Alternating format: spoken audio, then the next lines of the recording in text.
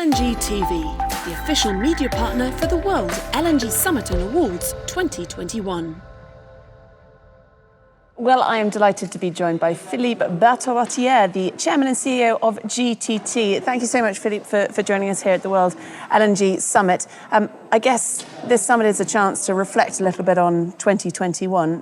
What are your key moments, or how do you reflect on the last 12 months for yourself and for GTT?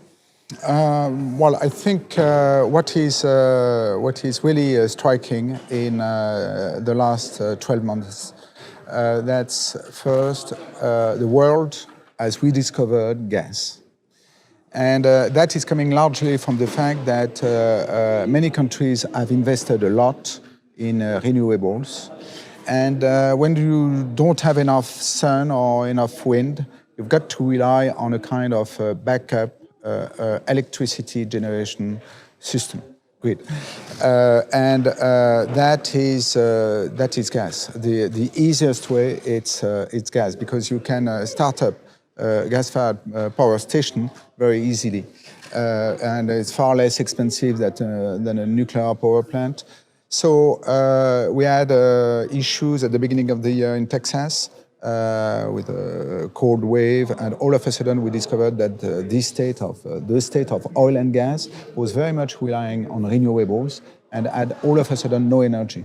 And it's a bit the same in Europe or in China now, even though far less dramatic than what it was in Texas. So the world has rediscovered gas, and we can expect that in the months which are going to come, major investment decisions are going to be taken in order to increase the gas production. Yeah, do you see, I was going to ask you whether that increased commercial momentum behind the Q4 2021, is that going to carry on into 2022 and see more gas infrastructure being sanctioned and import terminals and things? Yes, we can see that already. We had a decision in Australia last week for a new liquefaction plant, and we can see that there are several projects in the US which are on the verge of being decided. So definitely there is a very positive momentum for new facilities. Now, the energy transition and decarbonisation is the topic for this year's World LNG Summit. How important is technology when it comes to decarbonisation? Well, technology is central. You can dream of a world without carbon, but in order to go quickly, you've got to be very pragmatic. You've got to look at what are the solutions of optimization you can implement quite quickly. And for example, switching to LNG allows to reduce the emissions of the shipping by 25% in terms of CO2. But it's also cancelling several pollutions.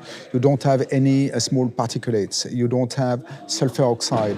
You don't have nitrogen oxide. Gone. Over. Finished. And LNG is possible. It's possible on ships as a fuel. Thanks to technology, we have adapted our very large tanks technology used on LNG carriers to ocean-going vessels. And that has proven to be very, very useful, operational, simple, and so significant. I mean, we are talking of reducing the CO2 emissions of the container industry, for example, by millions or tens of millions of tons of CO2 per year. So it's very important. So do you see the shipping as the big opportunity along the whole of the LNG value chain? Is the shipping part the bit that you are focusing on mostly, or is there other areas where technological innovations that GTT implemented are also important in decarbonisation? We are looking at other things. We think our DNA is very much shipping, the shipping industry. So we are very much looking at that. We think that we can bring a lot there. But we are looking also, for example, at onshore tanks. Onshore tanks, up to now, it was very thick plates of 9% nickel still. And switching to a membrane technology, you rely on a much thinner plate, 1 millimeter, 1.2 millimeter of stainless steel. So generating these thick plates of 9% nickel steel, it's a highly CO2 intensive production process. Switching to membrane, you reduce very significantly the CO2 footprint. So while we are looking at all what we can bring with our technologies all along the LNG chain. And what are your predictions for 2022 when it comes to, I guess, sort of what are the opportunities and the challenges in the industry and for the next 12 months, do you see?